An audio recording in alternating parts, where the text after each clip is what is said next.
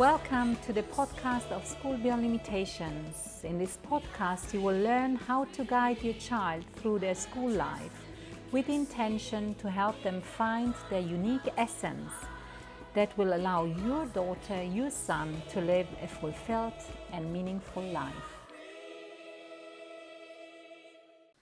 Will my child be socially isolated or socially incompatible at an online school? My name is Dr. Martina. I'm the co-founder and designer of School Beyond Limitations.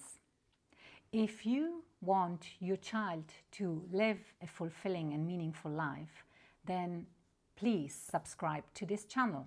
It is the right channel for you. So, to get into the topic, will my child be socially isolated at an online school? I think we need to start with an important fact. We are living in a different reality right now, right? So we are talking about Generation Z.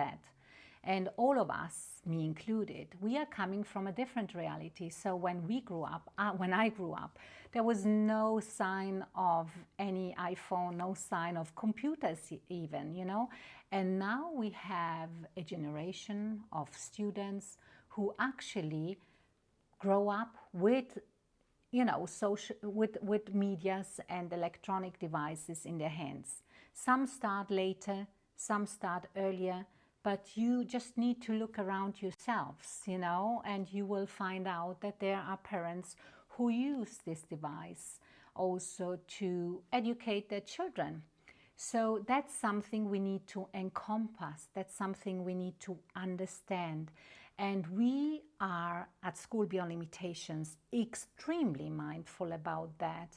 We are extremely focusing on helping our students, and not only our students, also our facilitators and our parents, to see what it means to approach this kind of field and subject and topic in a very conscious and mindful way.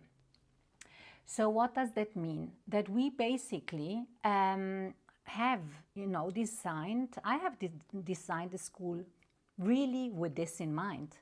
Because initially, when we first started the school, and if you remember in our first podcast, I talked about that. And I remember when Katarina actually told me or asked me, is it possible to set up an online school? I myself was still a little bit skeptical, but due to the fact that I went through that experience myself, I realized, okay, let's now look at it from a perspective of balance. Let's set up a school where we actually see that from the very beginning that online is not the only focus. And especially because we are online, we want this to be, kind of measured in time so that we have a time frame. That's why at School Beyond Limitations, we only have 3 hours in secondary school of lessons, online lessons in the morning.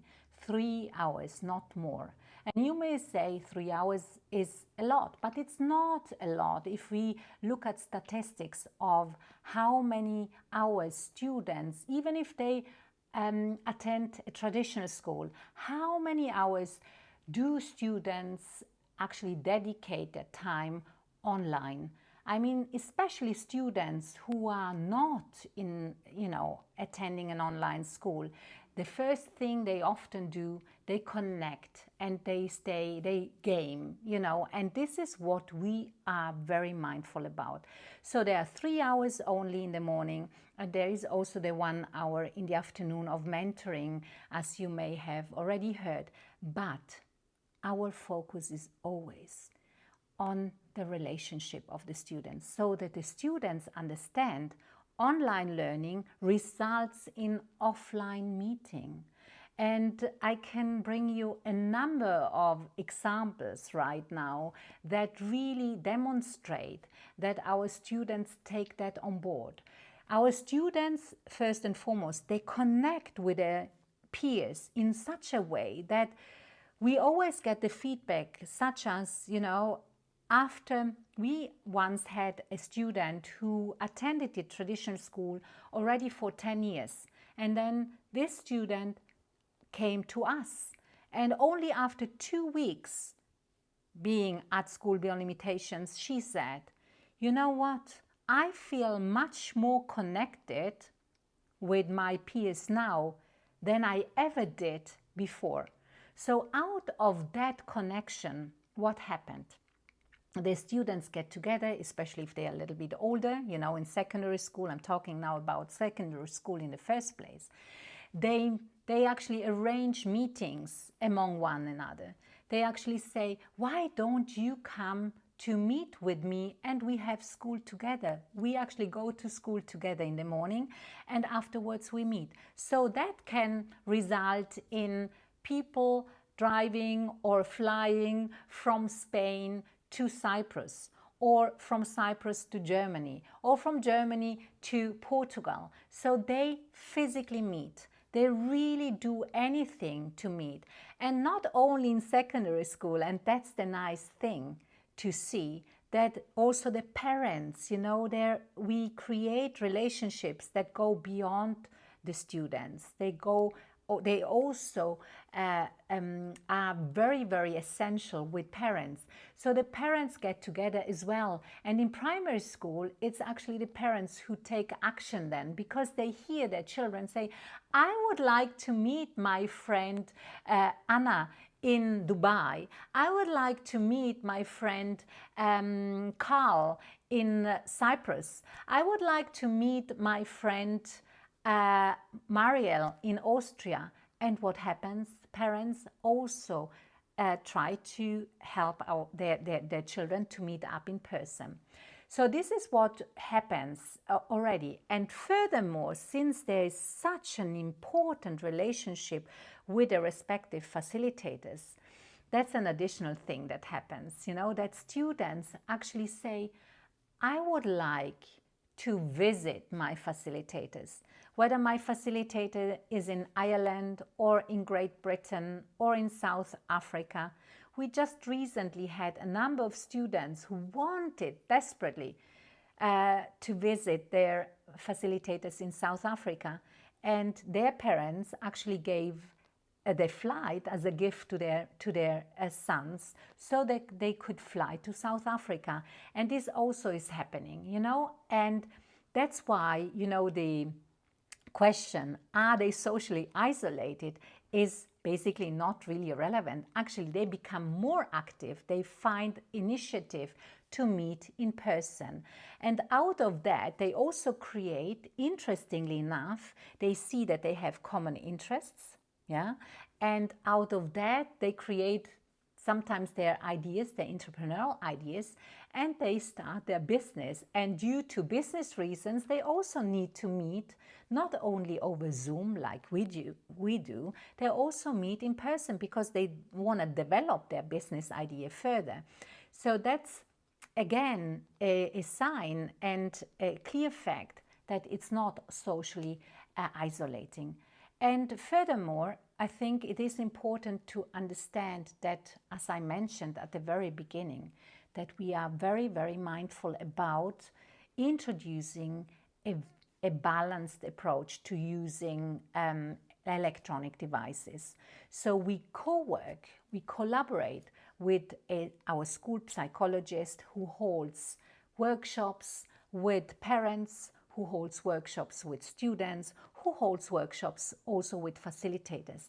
So that allows us basically to really always step back, so that we look at the situation really from a very, very objective point of view, in order for us to introduce all the strategies, all the ways that we can do in order to support our students. If we, for instance, see, and that can happen, but it doesn't happen only because we are an online school. Actually, we as an online school, being much more aware of the risk that may be involved in this, we see this very fast and very easily.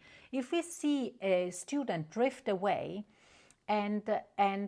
because they are starting to get distracted, and we can immediately not only sense, we have evidence that they are focusing on something else instead of focusing on their further learning, then we immediately set in place strategies, meetings with the student, meetings with the parents, meetings with the parents and the student together, meetings with the psychologist, meetings with the school management. So in order for the student to not being kind of told off, but in order for the student to understand what it means, to bring the student back, to open the new or different possibilities that are out there, to invite the student to actually go out, to invite the student to meet their physical friends, to say to the student, listen,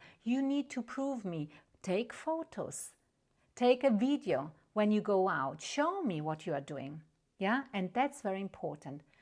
Then I think, as I mentioned at the beginning, we are a generation or dealing with a generation who is growing up with these devices. And we can't say these devices are bad. And we don't want to say that. We do not judge the device. We actually say and allow the student to understand what is the benefit of that device if I use it for myself in a way that I can grow and that I can still be a whole human being. And that's educating them. That's really helping them understand and coming up with their own perspective. So I just wanted maybe to bring an example with one of our students who really drifted off, with gaming all the time. And in that specific case, as I mentioned before, we went, we really created this collaborative spirit with it and community of practice with the parents. And we introduced strategies together with the student. And the fascinating thing about this is, I can still remember when the mother reached out to me and she said, I'm really not only concerned, I'm so extremely worried because my son doesn't get away from his computer. He's always just sitting indoors. And thank God, the mother actually got in touch with us. So all together we worked on that and we opened the door, as I said before. We invited the student to go out, to go for a run. And he had to document everything. He had to document everything. He had to show it to his facilitator, his mentor in the mentor session. And suddenly he had to introduce a new diet also, habits of physical exercise, meeting friends. And he had to document everything of that. And it was interesting. This specific student became then even a steady member of our community of practice. And that sounds a little bit technical now, but what is a community of practice? A community of practice is a group of parents, facilitators, students who work towards finding a solution to an issue that we have. And in this case, the issue that we had is, how do we approach social media? How do we approach the electronic devices? And this student became part of that because he went, through as a person this kind of dependence of social media and online working, and he got away from it. He overcame it, and I will never ever forget this story when in our first or second meeting during the community of practice, this student said openly in front of parents, in front of other facilitators and myself, he said, you know what? I recently was at a workshop together with my mother in Hungary, and I was sitting indoors for 4 hours. And I realized that this was not good. I wanted to go outside. I wanted to go outdoors. I realized how beneficial it was for me to go out and to start to see life from all the different perspectives. And I remember how, other parents just, reacted to that. And they asked him, what did you do exactly? And he came up with strategies, the strategy. Do not turn on, the iPhone while you are eating as a family. Keep the iPhone away. Make it a quality time. Close your iPhone when you go to bed. Really turn on your air mode, so that you have a relaxed sleep. Get out at least, I can't remember what he said, 2 hours. Meet your friends. But we came up with strategies that we then released. All the strategies were released in our newsletter, At School Beyond Limitations, were released in posts to our other students. And we also set up, again, workshops, hackathon, where students could look at the use of electronic devices accordingly. So this is one example. Another example, I would like to give another example maybe. There was, and there still is, this is a student who is really into gaming, but he wants gaming to become his business as well.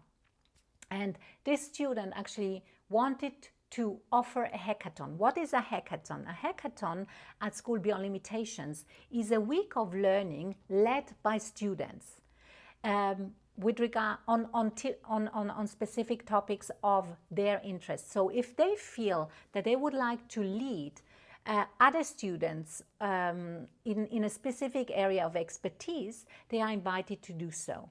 And this specific student wanted to show his peers how to game online, how to game a specific game. I don't want to mention now the name. But then I said to the student, okay, what is the purpose of this? And together we created a purpose. So this student didn't only show how to game. He went into the history. He went into the mindful approach of using this gaming and how you could create gaming as a possibility to create a business. So, and again, there, to get back to the question, he didn't isolate himself. He reached out to other students and they met online, but furthermore, they also met in person. So I just wanted to say, this is, if you see it from that angle, you see that students really grow in a different mindset, a different approach to how they use it, and they open up and they get going and they want to see people physically. And furthermore, I think a very, very important aspect at School Beyond Limitations, and I always get so extremely, touched by it because it's huge work. And I will talk about it in another podcast, and it's our residential weeks. The residential weeks are those 3 weeks in secondary school throughout the school year where students and facilitators meet in diverse destinations in Europe for now, but we will go even beyond next school year. But what is the meaning, the purpose of the residential week? And this is again something I would like you to be aware of. And this comes from our students again. They want to celebrate togetherness. That's what they want. They create together with the facilitators and myself a time where they say, we want to be together. And our togetherness time is meaningful time.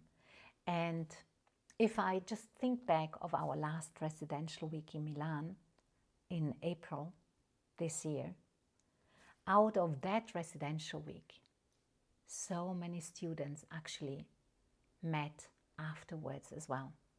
They continued the residential week. They spent time, as I mentioned before, one student who is actually writing her exams today, and she's the daughter of the co-founder. She's writing her IGCSEs today. She went to see a peer, not of her class, of another class, just last weekend, and stayed with him for longer than a weekend. She wanted to stay for the weekend, but then it got longer. And so I would like to just again emphasize, I think if we look at the question, will my child be isolated and socially incompatible at an online school, at school beyond limitations? This is not the case. No, it's not the case. Of course, it doesn't mean it's easy, but it means we take care of that, and our students, 99% of our students, and eventually 100% of our students, they actually become even more open, more communicative, and socially actually steady and radicated within themselves, because they know who they are and they know what value they have in their lives and for society. So if this appeals to you, then just apply. And you will find the link of School Beyond Limitations in the descriptions. And I'm looking forward to meeting you personally soon, online and perhaps even offline. Because I say also perhaps, or maybe for sure, offline, because during the residential weeks, many parents also travel to those destinations. And we invite them many times to celebrate something. Our coming up residential will take us to Malta, and we will have a graduation ceremony, and our parents are invited to join us there as well. So just apply. We are looking forward to seeing you. At School Beyond Limitations, we support our students find their unique essence. Feel free to share the content of this podcast with other parents.